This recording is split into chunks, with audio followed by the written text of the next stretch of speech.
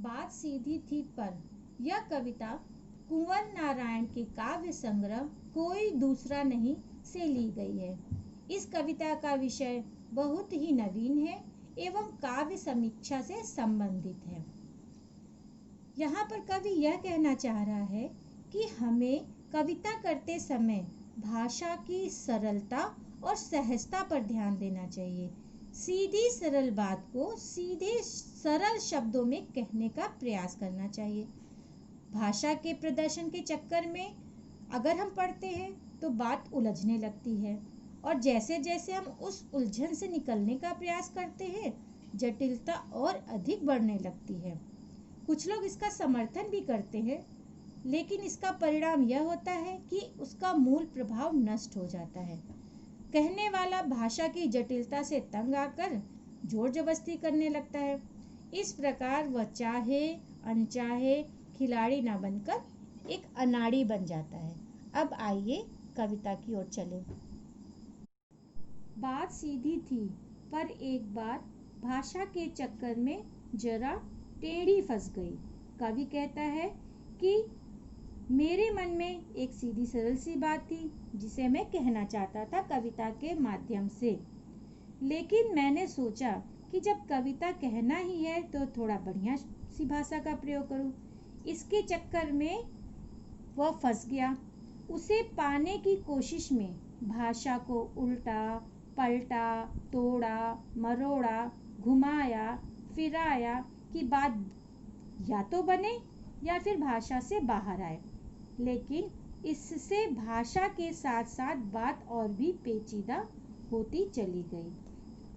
कवि कहना चाह रहा है कि जैसे ही मैंने अपने भाषा का प्रभाव जमाने की चेष्टा की उसकी सरलता खो गई। सरल सी बात और कठिन हो गई। जब मैंने अपने मूल बात को व्यक्त करने के लिए शब्दों में, वाक्यांशों में, वाक्यों में थोड़ा सा बदलाव करना शुरू किया, मैंने सोचा कि अगर इन शब्दों में थोड़ा मोड़ा हेर फेर करें, काट छाट करें, तोड़ मड़ोड़ के रखें तो शायद बात बन जाए। पर फिर भी इतना करने के बाद भी बात नहीं बनी। कभी इधर घुमाया, कभी उधर फिराया। मैंने चाहा कि आसानी से मूल बात जो है वो मैं प्रकट कर सकूं। मैंने कोशिश की या तो मेरे मन की बात सहजता से प्रकट हो जाए या फिर इस भाषा के चक्कर में जो मैं फंस गया हूँ उस जंजाल से मैं मुक्त हो जाऊं, लेकिन दोनों बातें ना हो सकी। इधर कोशिश करता रहा, कोशिश करने के कारण भाषा और भी जटिल होती चली गई, बात और भी पेचीदा होती चली गई। पेचीदा का अर्थ है जटिल। भाषा और भी जटिल होती चली गई और जो उसकी सरलता थी, जो उसकी मधुरता थी, वह खोती चली गई।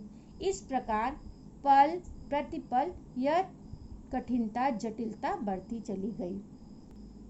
सारी मुश्किल को धैर्य से समझे बिना मैं पेंच को खोलने के बजाय उसे बेतरह कसता चला जा रहा था, क्योंकि इस करतब पर मुझे साफ सुनाई दे रही थी तमाशाबीनों की शाबाशी और वाह वाह। अर्थात कवि ने भाषा के चक्कर में उसको धैर्य से सुलझाने की बजाय उसको और भी कठिन बनाता चला गया, उसमें और उलझता चला गया।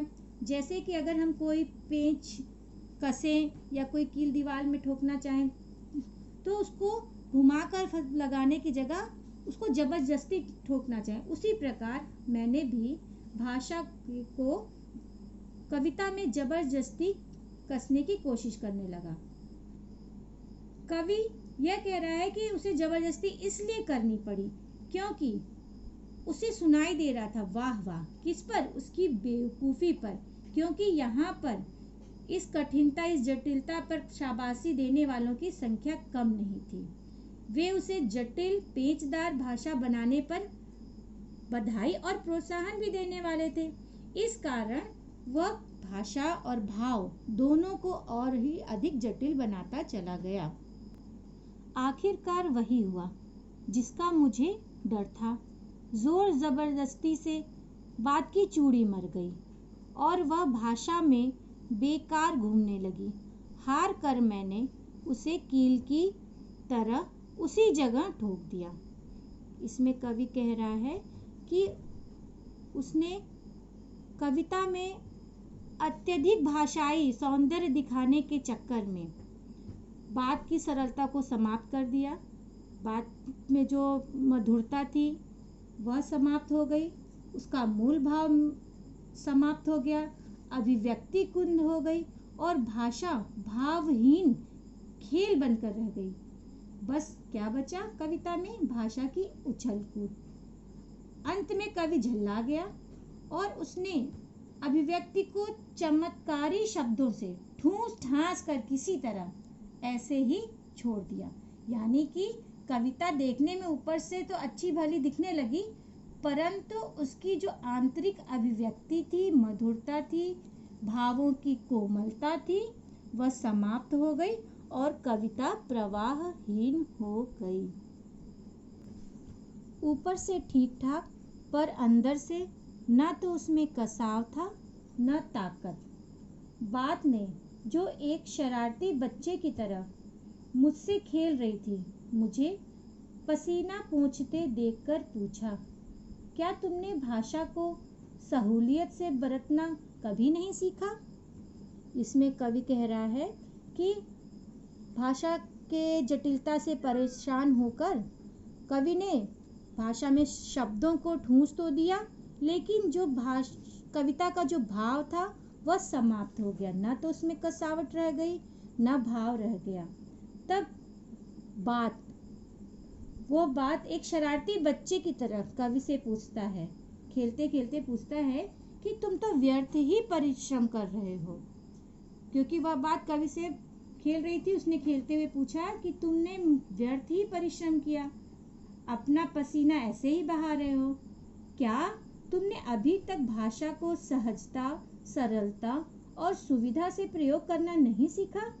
यदि नहीं सीखा तो यह तुम्हारी अयोग्यता है, अक्षमता है।